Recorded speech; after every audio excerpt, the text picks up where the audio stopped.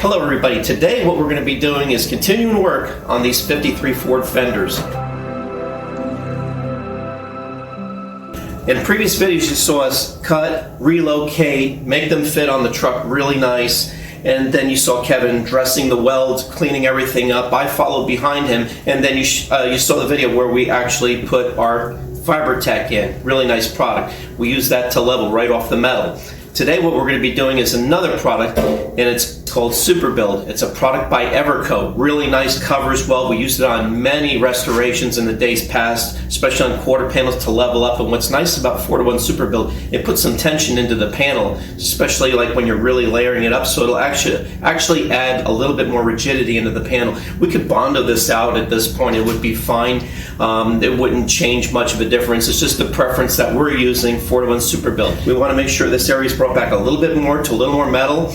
And then we're going to DA back the HB360 that you see here. We're going to bring it back a little bit further, and then we're going to put our coat in all the way through, and we're going to expand it out really light. And that way we can block all this out to a nice smooth finish. We're going to be doing both sides of these fenders today, and then we're going to knock those out, and then we're going to come back, and then we're going to block all this stuff. Okay, so now what we're going to do is we're going to take our DA and we're going to clean all this up.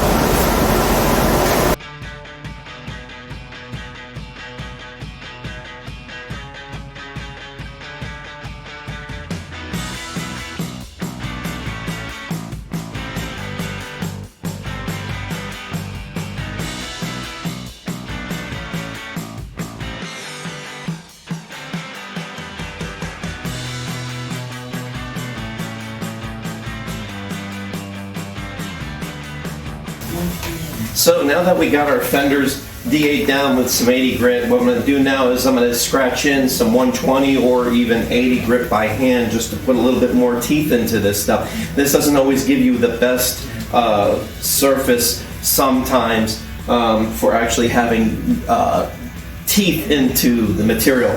What we really want when we do 4-to-1 Superbuild is to really grab into the substrate. And what I did was taking back some of the 2K primer. I don't normally like to put 4-to-1 Superbuild over anything but bare metal or epoxy. You can go backwards on primer and Bondo. We've done it too, and no issues. It's just something I like to do. I like to keep my layers the way they are rather than stack and put different materials along the way. It's not a good practice. I don't like the layer stuff like that. So what we want to do is just get it back as far as we can. So now what we're going to do is just put it in exactly where the FiberTech is, and then we'll just DA all this out. Anything forward from here is going to be pretty much 2K out with a HB307, which is a higher build primer than the HB360. So it'll get us really flat. We're pretty flat right now. You can see we just have a bare skim coat on it.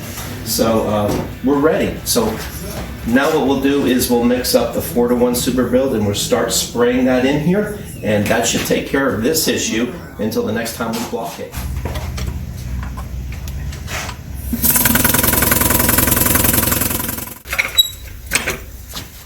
Alrighty. You can definitely tell by the weight of the can, it's a high solids product, and it'll layer and hold out really well. So what we use, everybody, is Evercoat 4-to-1 Superbuild. And what you do is you do 4 parts of your polyester primer, and then your activators, your catalyst, comes in a glass bottle.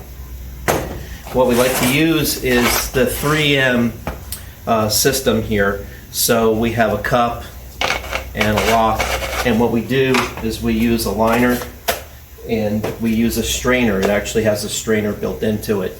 So that's what we're going to be using today. The 3M setup, basically, I'll show you here. This is what we use. So for the small cups, that's the part number, 16114, small cups. And then our normal cups is what you just saw right there. That is 1600.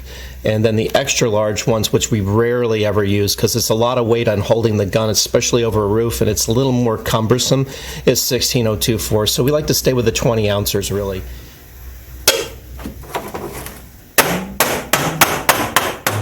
We're going to go a half a cup.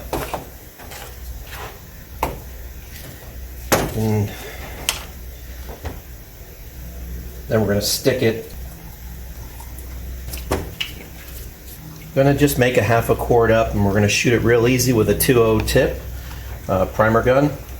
Something to note about this stuff, you get 40 minutes, and then it turns into a pumpkin. And you put the liner in, make sure it locks in. Pull it up, check it. Put the lock ring on. 2.0 tip gun is what we're gonna end up using. What I like to do is, there's a hole in the bottom here.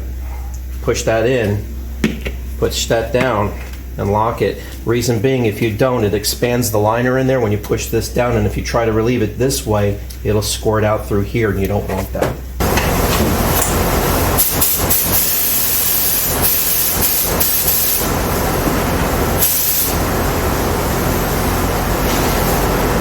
Okay, everybody, here's the time to spray this thing down. Got the pattern set and go.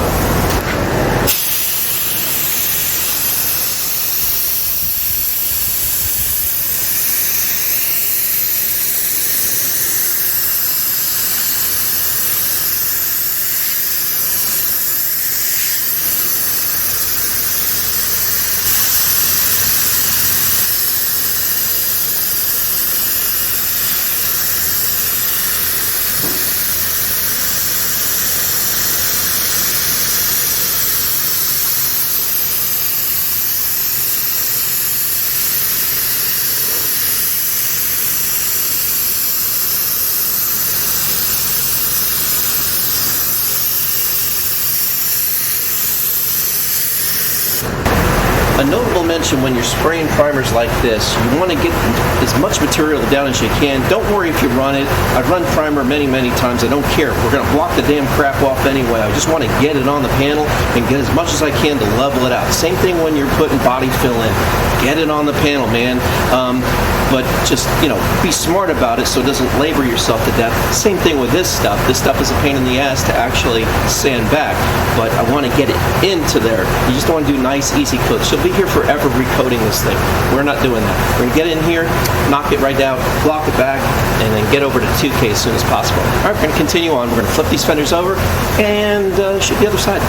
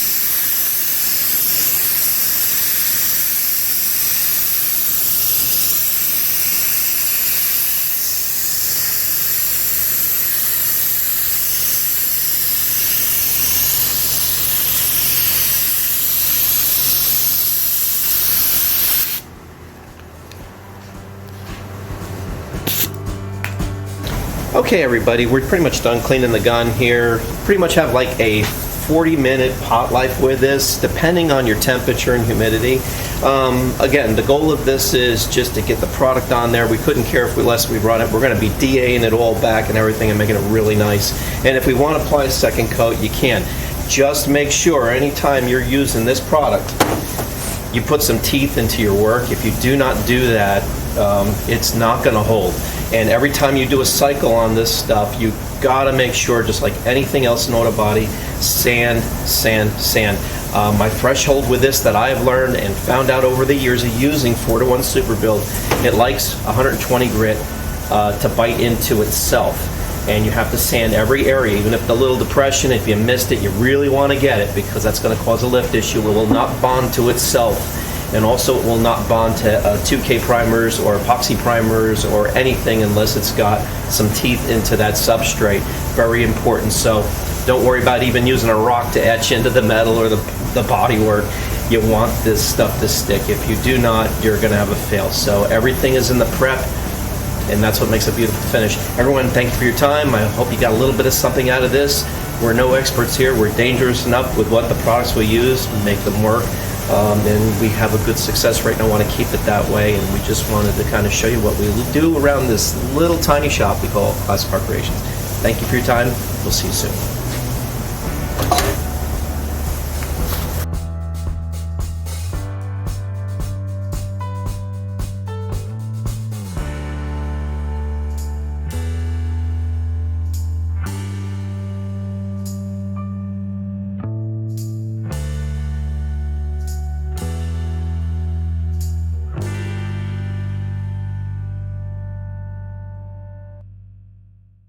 What we're going to end up doing is we're going to take it back a little bit further, and then we're going to put in, we're going to be putting in, and then we're going to be in, oh my god, what is the name of it?